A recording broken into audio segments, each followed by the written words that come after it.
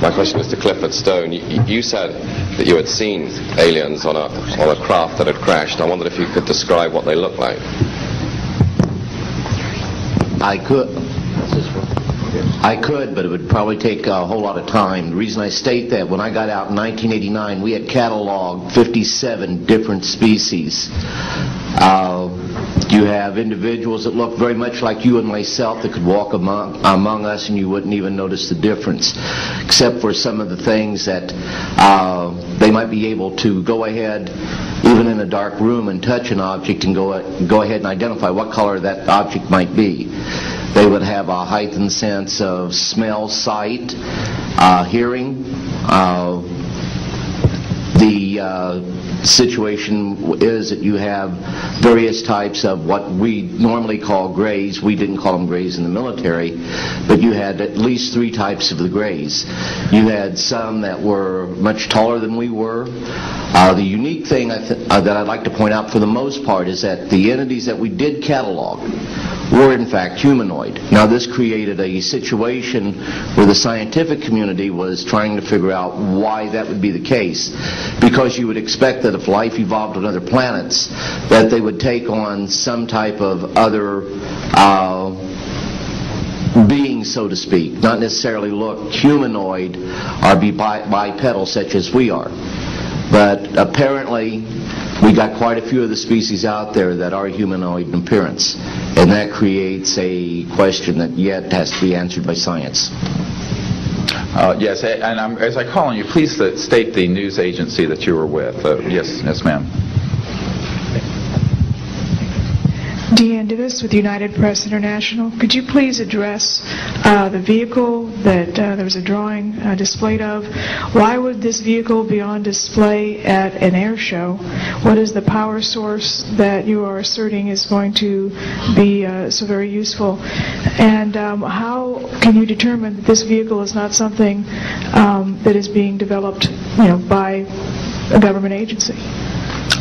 In fact, I think that was the testimony. This is an alien reproduction vehicle, and just to be clear, this means that it is based on advanced anti-gravity and zero-point energy propulsion systems. Those are the propulsion systems.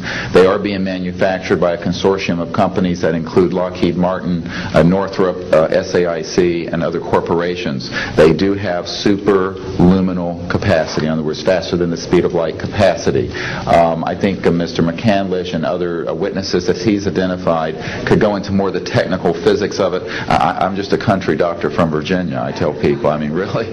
And but this is actually what is the reason it's called alien reproduction vehicle, is that it's based on the study of extraterrestrial vehicles, but it is manufactured by human military intelligence, aerospace contracting arrangements. And this is very important. It means that we, Homo sapiens, have the ability to access this so-called zero-point field of energy, which is the ambient field of energy from which all matter and energy is fluxing, and can access that energy and generate all the power we need to run this planet without fossil fuels or pollution.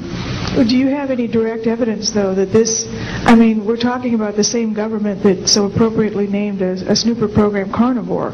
So just because it's named the alien reproduction vehicle, considering the history and the questions that have been existing for such a long time about flying saucers, do you know, is there any direct reason to believe that this is actually derived from technology?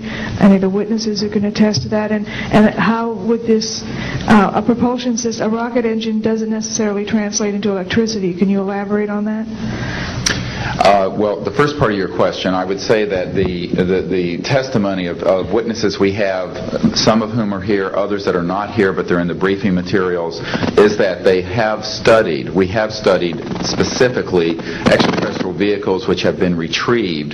The breakthroughs in that research have led to applications that have led to the building of this and similar anti-gravity devices. And that, in fact, this can be proven in open testimony before Congress, and that is exactly what we are calling for. We have the witnesses to establish this, and they also have the documents and the specific details of the propulsion systems. But this is not a jet internal combustion system at all. It is actually kicked in by a type of electric power source, and it then accesses this ambient zero-point energy field that is responsible for all matter and energy existing, and by special configurations and what have you, it causes a cancellation of mass inertia and an anti-gravity effect. And this is a complex technical discussion which is probably beyond the scope of this conference, but we have materials in the briefing document that we can provide you with references to people who have studied the anti-gravity effect as far back as certainly the 1950s. We have one witness who said that his family was connected to the RAND Corporation, and that by the mid-1950s that more money had been spent on anti-gravity propulsion systems than the totality of the Manhattan Project.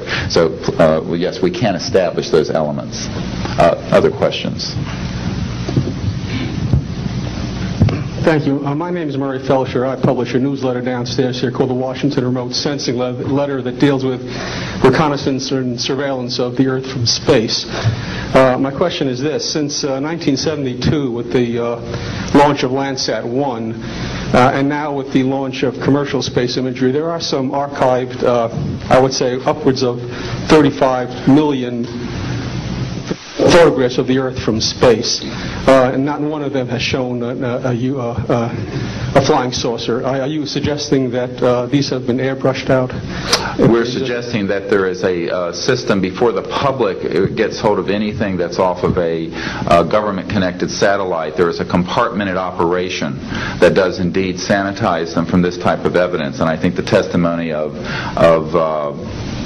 the gentleman who was with the Defense Intelligence Agency, Mr. Maynard, Ms. Hare, and others would substantiate that. We have other witnesses who have been involved in projects where such items have been sanitized out. It could also be that if you did a thorough search, you might find a few that slipped through. We obviously haven't had the research dollars to go through all the millions of images that are cataloged to look for them, but we do know there's been a very thorough sanitizing of this. And people should not be naive about the extent to which covert programs using billions of our tax dollars have been able to effectively hide this. This is one of the sort of myths of both the media and the public. It's sort of a Pollyanna myth that we live in a society where such things could not be done. In fact, they are done, and we can prove that they have been